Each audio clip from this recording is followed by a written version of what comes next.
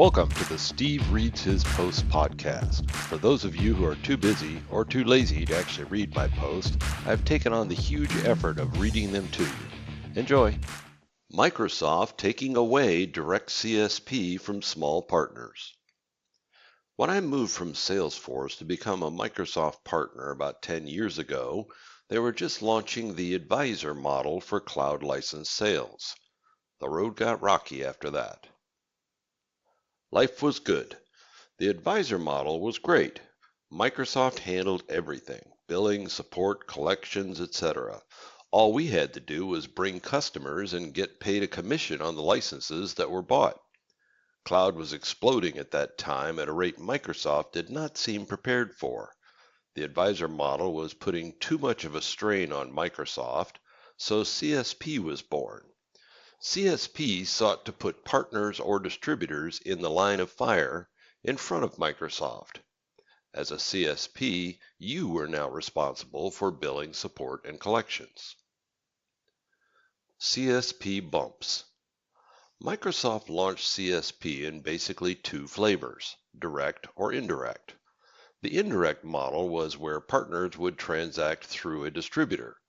But distributors seemed to have been caught flat-footed at launch, and not a single one of them had even a plan to figure this out.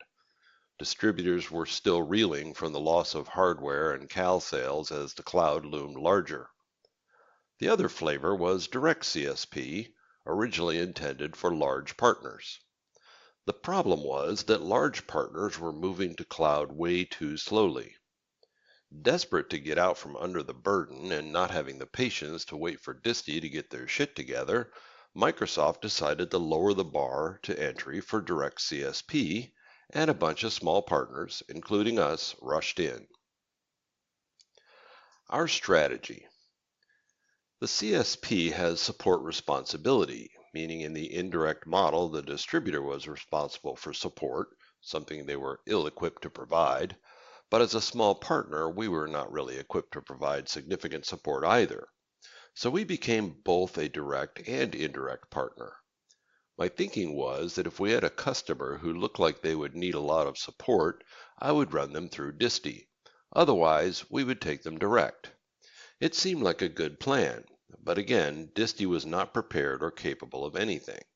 Simple things like adding a license was a huge project. Our shift. At the urging of Microsoft, we got into some things we were not particularly good at. As a CRM partner, we suddenly found ourselves selling Office 365 and Azure, and we pushed all that through Disti. It was a mess. Where our CRM customers thought we were awesome, our non-CRM customers rightfully thought we were idiots. So I got out of that business by transferring it all to a gold Office 365 partner. Now we were back where we should have stayed, a CRM-only partner. As a CRM partner working with CRM customers, we had little need for support from either Disti or Microsoft, so we dropped the indirect relationship and went all direct. Things were good. Microsoft Knox. A couple of years ago, I got an email from Microsoft saying that they were adding a new wrinkle to Direct CSP. Advanced support from Microsoft would now be a requirement at a minimum cost of $15,000 a year. I thought for a minute about getting out of the licensing game. This was an obvious move by Microsoft to get rid of partners exactly like us. That $15,000 was eerily close to our entire license margin. But licenses were still pretty expensive, and I thought we would continue to grow that side, so I bit the bullet and paid it. A decision I regret. Worthless. As a partner focused deeply on a single product, we really did not need any support from Microsoft. I think we may have opened one ticket, found the support to be no better than standard support, and never opened another ticket. Support was just a tax on our revenue, at least in our case. When the Microsoft rep called about renewal, I said we were going to pass. He told me that we would basically be kicked out of the program. I pressed him on this, what about our existing customers? And he conceded that we would be able to maintain our existing customers. I decided that was good enough. I suspected that Microsoft did not have any technical enforcement, and was correct as we were still able to add new customers. The $10 pass. When Microsoft launched Power Apps at $40 a month and then the $10 app pass, we immediately started changing our customers' licenses where we could to the lower cost licensing. Obviously, this lowered our license margin revenue significantly, but it was the right thing to do for the customers. It also lowered our total license revenue to Microsoft. Microsoft Knox again. I got an email from Microsoft the other day that I'm sure was sent to all small direct CSPs. The next effort to get rid of small partners in the program. Microsoft has decided that the minimum revenue to remain in the program was now $300,000 a year.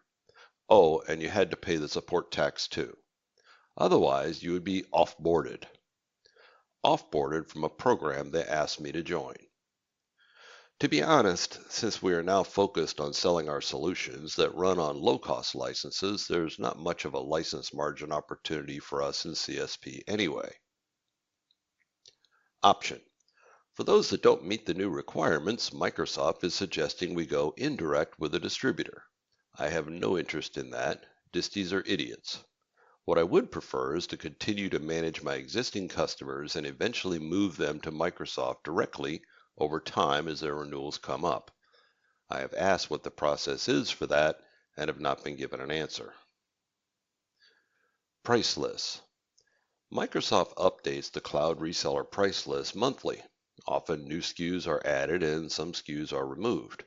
Once a SKU is removed, it can no longer be sold to new customers, but existing customers of that SKU can continue to add and remove licenses based on that now deprecated SKU.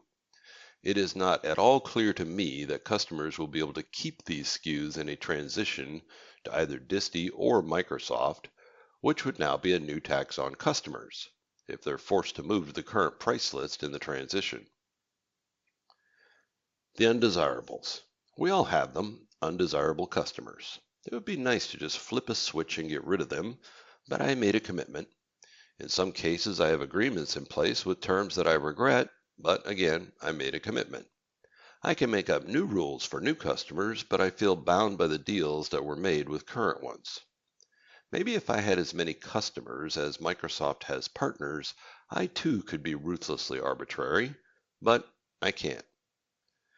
Basically, this is just a venting post with no real conclusions, but I'm sure there are other partners who are in a similar situation, so I thought I would share my opinions. Feel free to share yours below. Here are a couple of links of interest.